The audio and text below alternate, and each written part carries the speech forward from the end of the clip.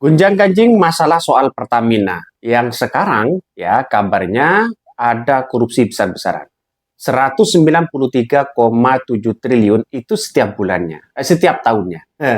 Kalau dikalkulasikan 2018 sampai 2023 ini hampir 1.000 triliun. Ngeri bos negara kita ini.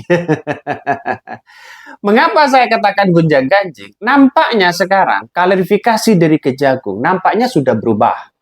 Kenapa berubah, Bang? Ya, yang pertama kabarnya ya bahwa Pertamina ini ya yang namanya Pertamax ya RON 90 yang kemudian dioplos menjadi 92 atau 88 menjadi 92 dan sekarang sudah berubah dari Kejagung. Itu bukan dioplos lagi.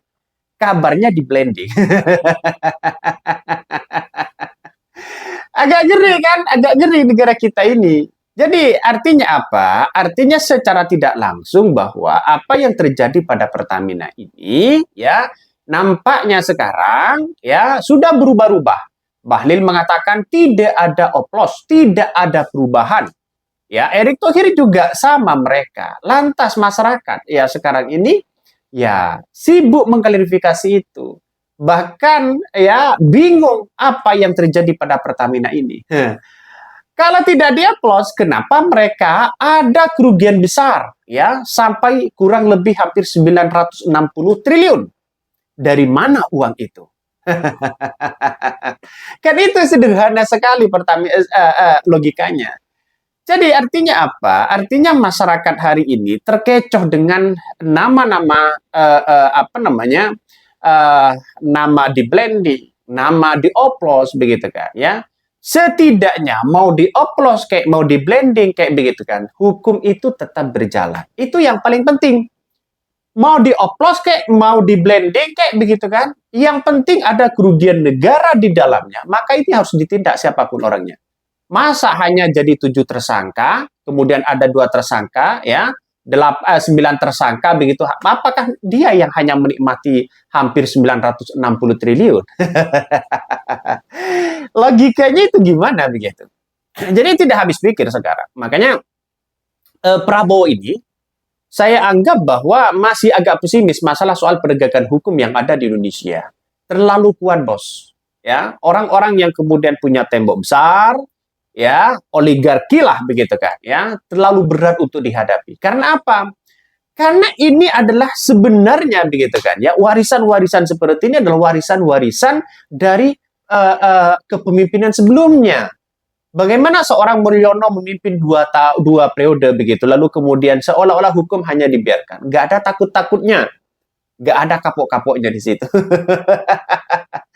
Jadi Prabowo ini ya hanya ditertawakan para oligarki. Saya katakan apa namanya sering saya katakan bahwa oligarki itu pasti menertawakan Prabowo. Kenapa saya mengatakan seperti itu? Karena regulasinya hanya itu, kebijakannya hanya itu.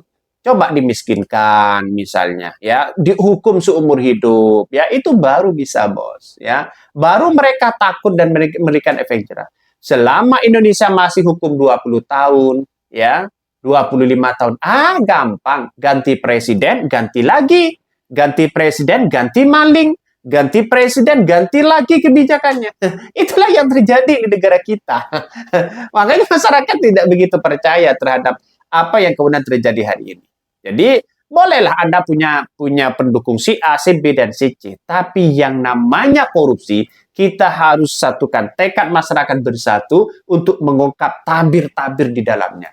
Bobroknya Pertamina yang kemudian dikelola oleh Erick Thohir ini harus benar-benar diungkap siapa di balik ini semua. Kan itu yang sebenarnya yang diminta oleh masyarakat kan seperti itu. Jadi saya kira sekarang sudah mulai agak apa namanya lempar sana lempar sini begitu kan ya. Setelah Erick Thohir bertemu dengan Kejagung dan bahkan rapat sampai larut malam, ini menandakan ada prasangka dari masyarakat. Prasangkanya gimana? Jangan-jangan ada apa di balik ini semua. Jadi secara tidak langsung ya inilah di negara kita begitu kan ya. Ketika satu ditangkap maka ya ratusan orang para oligarki untuk menyelamatkan itu. salah satunya yang kemudian soal pagar laut. Apakah hanya kepala desanya yang kemudian jadi tersangka? Bagaimana dengan BPN-nya? Bagaimana dengan saksi-saksi yang kemudian disidangkan, didatangkan begitu di Komisi 2 DPR? Apakah hanya didatangkan begitu saja, tidak ada reaksi dari situ? Ngeri, ngeri bos, ngeri, ngeri, ngeri. Makanya Prabowo itu ya hanya melontarkan dari beberapa pidato-pidatonya akan memberantas korupsi dan akan membersihkan korupsi.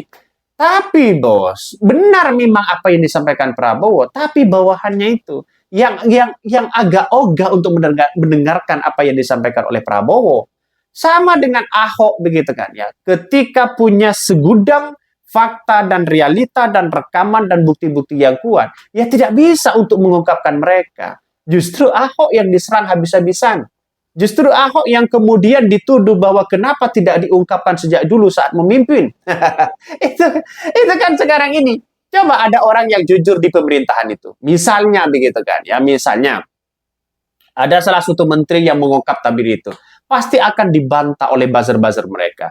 Akan dibantah oleh menteri-menteri mereka. Artinya apa? Tidak solid untuk membangun bagaimana Indonesia ke depan.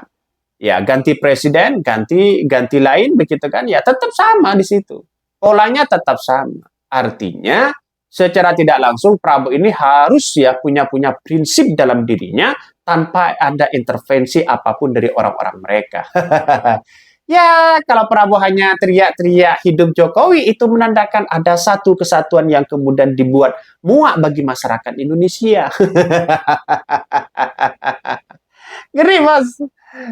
Jadi, saya kira Pertamina ini sangat-sangat realistis begitu kan ya. Kalau ini diungkap, pasti begitu. Itu soal Pertamina. Jadi kalau Ahok sekarang sudah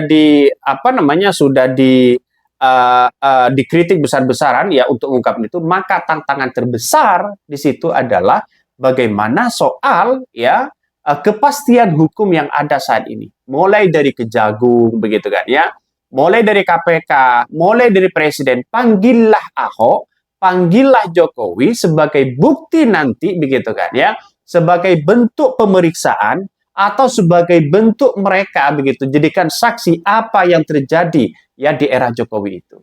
2018-2023 kan eranya Jokowi, Bos. Jadi saya kira kalau ini benar-benar diungkapkan maka kemudian akan menemukan titik temu. Jadi kalau Kejagung tidak berani memanggil Ahok, maka kemudian yang terjadi di situ adalah resistensi yang besar. Seolah-olah nanti ya Ahok punya data yang kuat, tapi ya tidak berani untuk diungkapkan. Oh, seolah-olah seperti itu. Padahal ya Ahok siap untuk diperiksa, untuk dijadikan saksi. Siap mereka. Tapi pertanyaannya Kejagung berani enggak? Jadi saya kira tidak berani. Semuanya atas izin dari seorang presiden. Atas izin semuanya dari presiden begitu ya. Tapi dengan adanya penegakan hukum yang ada di Indonesia saat ini, begitu kan ya, kalau diungkap hanya ada kerugian besar, diungkap ada korupsi besar, tapi penegakan hukum yang ada di Indonesia saat ini hanya itu-itu aja, dihukum 20 tahun, ganti presiden, lah dapat remisi dan sebagainya, akhirnya jadi 5 tahun. Kita akan buktikan aja nanti. Jadi, dan sekarang kita lihat saja begitu di Pertamina, ada yang mengatakan bahwa ya, ini salah oplas. Jadi artinya hanya dicampur dengan pewarna, tapi tidak mempengaruhi kualitas dari pertama. Nah, kalau sudah seperti itu, kenapa dia menjadi tersangka? Jangan-jangan ya nanti begitu kan ya, orang-orang jangan terkecoh pada oplosan itu, tapi bagaimana kerugian negara. Kerugian negara ini hampir 193,7 triliun setiap tahunnya, ini menandakan ada indikasi yang tidak beres di dalamnya. Itu belum lagi di beras, belum lagi di minyak, ya minyak goreng, belum lagi dengan yang lain, belum lagi dengan tambang ilegal, belum lagi dengan ini dengan itu. Banyak PR Prabowo begitu kan. Tapi mampukah Prabowo ini memberantas ini semua? Ya, bagi kami masih pesimis. Kenapa? Ya, karena ini tidak siapa di balik ini semua masih belum terungkap. Sama dengan judol begitu kan ya. Judol sudah banyak yang ditangkap, ya. Terus kemudian pegawai-pegawainya yang terlibat juga banyak ditangkap. Tapi pemain-pemain mereka di balik itu semua Mana bisa begitu kan? Ya mana ada di situ begitu. Ya, mana ada ya orang-orang yang pemain ditangkap begitu? Tidak ada. Jadi sampai sekarang ya nggak tahu hukumannya berapa tahun di situ yang ditangkap. Ya sudah ditelan bumi.